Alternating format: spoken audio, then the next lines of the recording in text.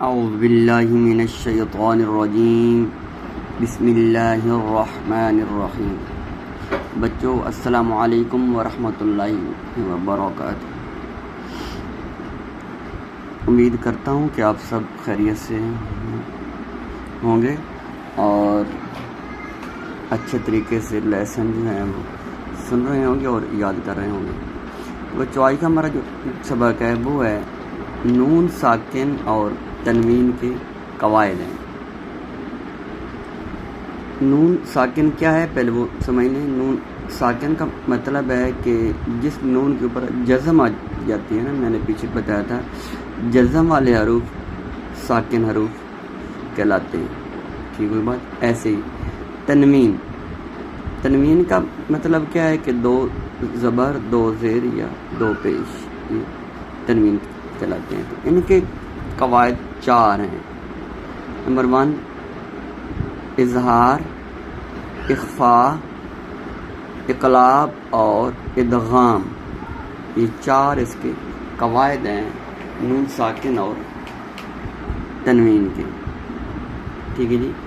آج ہم پہلا لیتے ہیں، اس کا نام ہوا اظہار۔ اس کے اندر حروف حلقی کا استعمال ہے۔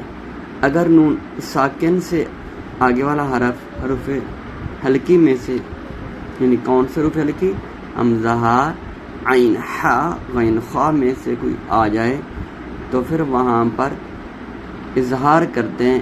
اظہار کا مین ظاہر ہونے سے، یعنی نون کو واضح کر کے اپنے مخرج سے ادا کرتے ہیں، ٹھیک ہے، یعنی بغیر غننے کے بھی ہم کہہ سکتے ہیں کہ اس کو پڑھتے ہیں۔ مثلا جیسا کہ ہے منہم، اب یہ نون ساکن ہے، اس کے آگے ہا ہے، ہا حرف حلقی ہے، تو ہم نے اس کا جو ہے پورا مخرج پڑھنا ہے، منہم۔ ایسے ہی من غالبہ یا غین حرف حلقی ہے تو یہاں پر بھی اظہار ہے۔ ایسے ہی لمن خاشیہ، خا حرف حلقی آ گیا، نون ساکن سے آگے، ٹھیک ہے۔ ایسے اگر ہم تنوین کے لیں تو سمیعن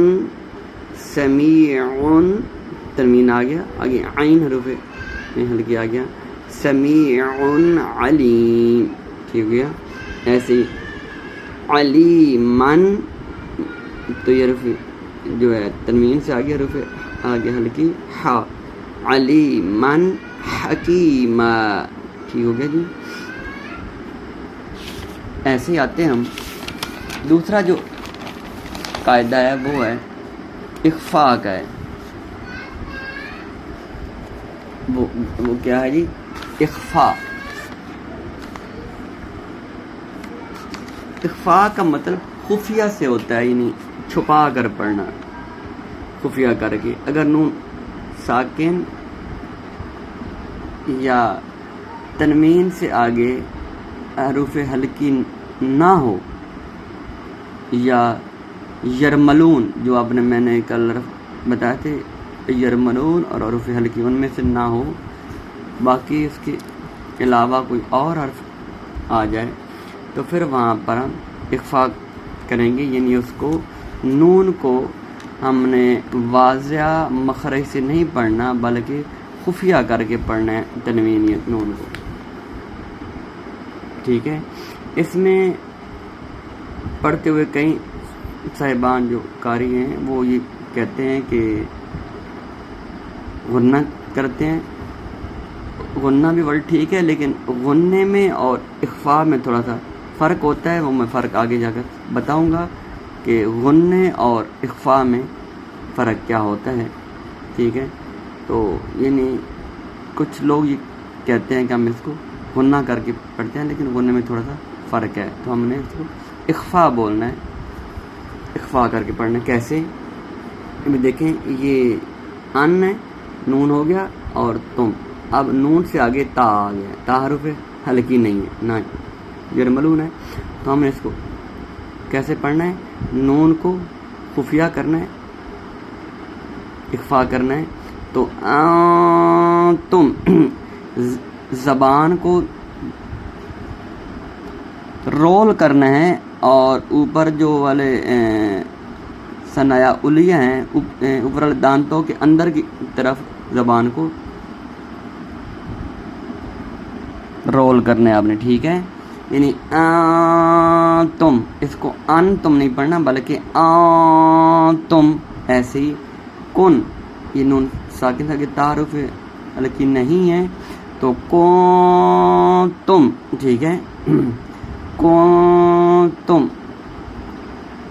اخفا ہوا، ایسے ہی من شر، تو یہاں پر بھی اخفا ہوا کیونکہ شین حروف حلقی نہیں ہے، من شر، دوبارہ سنیں، انتم کنتم من شر مرض ہے تو آگے فا حروف حلقی نہیں ہے تو یہ تنوین ہوا، تو مرض فزادہم، مرض فزادہم، ٹھیک ہے نا؟ مرض نہیں پڑھنا، یعنی واضح نہیں کرنا، اخفا کر کے پڑھنا ہے، ٹھیک ہے بچوں؟ تو یہ آج کا ہمارا سبق تھا اظہار اور اخفا۔ انشاءاللہ کل ہم باقی دو جو ہیں اقلاب اور ادغام ہم ان کو لیں گے۔ اچھی طریقے سے اس کو آپ یاد کریں، لیسن کو سنیں اور پریکٹس کریں۔ وعلیکم السلام ورحمۃ اللہ وبرکاتہ۔